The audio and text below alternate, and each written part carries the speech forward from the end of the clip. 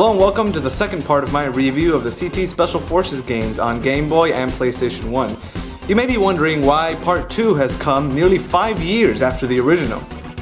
One of the main reasons is that ever since Part 1, I've continued to do video work, everything from reviews to documentaries on this new channel, Tomas at Large.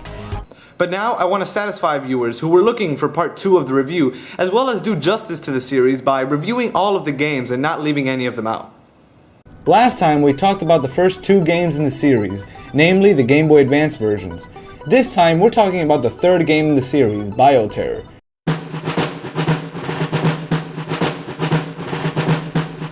But before we get to the game itself, let's talk a little bit about where the game stands in relation to the others in the series.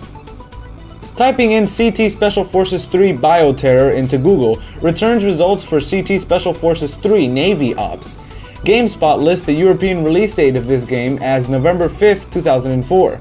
However, the cover art that it has on file reads Bioterror. IGN's page lists Navy Ops as having been released in the US on December 31st, 2005. However, the screenshots for this game are the same as Bioterror.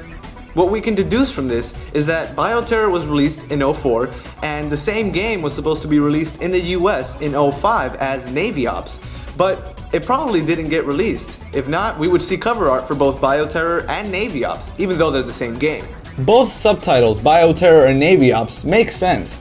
In this third installment, you're going after scientists whose work on biological weapons was seized, and on top of that, there's a lot of underwater scenes. The game itself is essentially no different from the first two. It's still a run-and-gun arcade shooter that sits right at home on a console like the Game Boy Advance.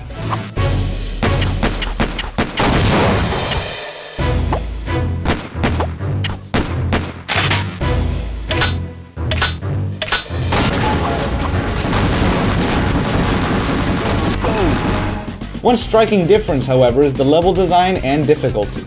Up until now, the levels in CT Special Forces games had been of a moderate length, not too short but not too long. But in Bioterror, the levels go on forever. The first stage is shooting up bad guys aboard what seems to be the longest train ever made. Like seriously, how long can this first stage go on? And to make matters worse, if you're not careful, you can lose your 5 lives by the time you get to the end. It's not really that it's hard, it just seems to stretch on for eternity. Clearly, the developers were going for a different approach with this third installment. One of the criticisms of the first game was that it was a fun game that ended a bit too quickly. So, clearly the developers tried to fix that this time around by making the levels longer and the enemies a bit tougher. Some of the levels can get very puzzle-like as well, such as the second stage, when you're searching the docks. There's arrows that point you different ways, ledges upon ledges upon ledges that you jump on, and man, this just goes on forever. That doesn't mean the game's bad. The action and flow of the game are still intact, and it's a worthy addition to a fun trilogy of games. Well, that's part 2 for you. The CT Special Forces series of games was a great lineup of run-and-gun arcade shooters that actually did a lot to distinguish themselves from other similar titles available on the market.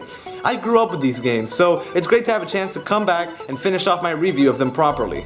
As always, subscribe to my channel, my new channel, Tomas at Large, for more game reviews, documentary features, and more. Till next time.